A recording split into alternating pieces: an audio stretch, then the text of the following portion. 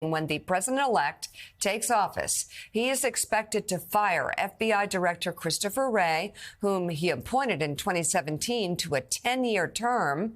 And Trump says he will nominate former National Security Council official Kash Patel for that post. Patel is an ultra-loyalist who has vowed to dismantle the deep state and to go after judges, lawyers, and journalists who he viewed as enemies of Donald Trump. He's even written a series of children's books about the deep state entitled The Plot Against the King.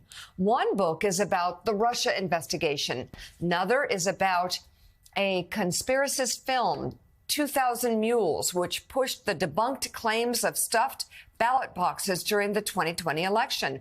Back in September, Patel was asked about his plans for the FBI if he was a part of the next Trump administration. The FBI's footprint has gotten so freaking big, and the biggest problem the FBI has come out of its intel shops. I'd break that component out of it. I'd shut down the FBI Hoover building on day one and reopening the next day as a museum of the deep state. And I take the 7,000 employees that work in that building and send them across America to chase down criminals. Go be cops. You're cops. Go be cops. Go chase down murderers and rapists and drug dealers and violent offenders. What do you need 7,000 people there for? Same thing with DOJ. What are all these people doing here?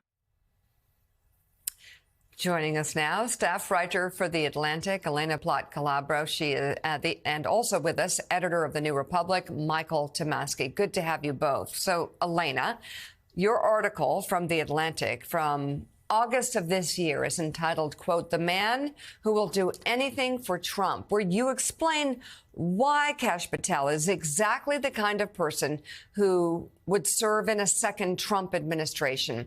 I'll read a little more from it because it's very compelling and it really crystallizes everything. In part, you say this: most Americans had no idea Patel existed, yet rarely a day passed when administration leaders weren't reminded that he did.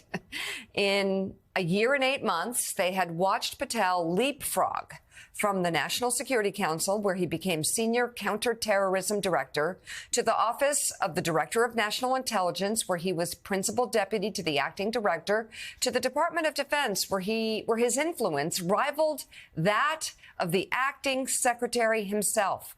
But in the officials' warnings about the various catastrophic ways the rise of an inexperienced lackey to the highest levels of government might end, all Patel seemed to detect was the panic of a deep state about to be exposed. Such officials understood, as Patel later wrote, that he wouldn't sit quietly and accept their actions to stonewall direct orders from the president. Patel was ultimately denied a role at the pinnacle of the national security establishment. But Trump has promised to learn from his mistakes. Should he return to the White House, there will be no Millies, Haspels, or even bars to restrain him as he seeks revenge against his political enemies. Instead, there will be Patels, those whose true faith and allegiance belong not to the nation, but to one man.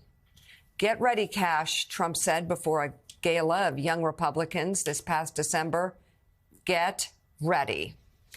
Well, and I want a couple things. First of all, I want to, before we get to you, Atlanta, I want to play the clip where Kash Patel talks about going after judges and lawyers and journalists, and actually says that he would arrest journalists and reporters that refuse to go along with the 2020 conspiracy theory about the stolen election. Take a look at this.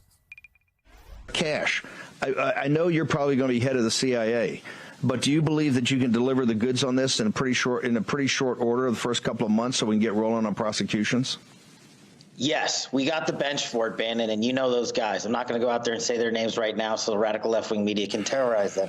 But, excuse me, the one thing we learned in the Trump administration the first go-around is we got to put in all-America patriots top to bottom. And we got them for law enforcement. We got them for intel collection. We got them for offensive operations. We got them for DOD, CIA, everywhere. We will go out and find the conspirators, not just in government, but in the media. Yes, we're going to come after the people in the media who lied about American citizens, who helped Joe Biden rig presidential elections. We're going to come after you. Whether it's criminally or civilly, we'll figure that out. But yeah, we're putting you all on notice. We're putting you on notice. We're coming after you. We don't know why or how, but might be criminally, might be civilly. But yeah, talking about gelling journalists. And Elena, it's very interesting. I'd read off the top of the show from your article where Mark Milley warned him not to do some of the things he was thinking about doing because life, quote, looks pretty shitty from behind bars. And then, of course, you had Bill Barr saying that he would be elevated, quote, over my dead body. Gina Haspel threatened to quit. So talk about how all of these people and even Trump loyalists like Bill Barr, what they saw in Kash Patel and what people, this is important to say also, what people inside Donald Trump's own orbit right now are saying in a very divided sort of incoming Trump administration, very divided over whether he's bad for the president or not. What is it that concern even people inside of Donald Trump's own inner circle? So I think it's first important to remember how Kash Patel came to be in the White House to begin with. You'll recall, Joe and Mika, that he was one of Devin Nunes's top staffers on the House Intel Committee and really played a lead role in writing the Republican majority on that committee's report trying to debunk the Russia investigation. And Kash Patel essentially became an overnight right celebrity through his work on that. And even though the Inspector General never corroborated his claims of a multi-agency sort of conspiracy to take down Trump for political reasons related to the Russia collusion investigation, he was able really to elevate that to the next stage and had Devin Nunes, really press his case to Donald Trump to bring him on to the National Security Council. I think it's also important to note that, based on my reporting, speaking to Kash Patel's colleagues in those early days on the NSC, they were quite open to working with him. They didn't know much about him other than what they had read, what little they had read in the news. When I spoke to people, those immediate colleagues who oversaw him, they said they were astonished by the degree to which he seemed entirely uninterested in kind of learning the ropes of the National Security Council, actually establishing himself and learning more about the role itself versus just wanting to get face time with Donald Trump. And to me, I think that's emblematic of what you would see of his career going forward. Kash Patel from the outset has never been really an ideologue as we traditionally understand it, like Stephen Miller, who has a specific vision of what the national security apparatus should look like. I've always said that his kind of modus operandi is just to do whatever it is that Donald Trump wants him to do that day. And so, Joe, as you're tallying off names like Milley and Haspel and Barr, as I spoke to people like this and trying to understand, what was it that you objected to so strenuously? What did you think he was going to do? The response I consistently got was, it's not about what we thought he would do. It's about, in some ways, what we thought he wouldn't do.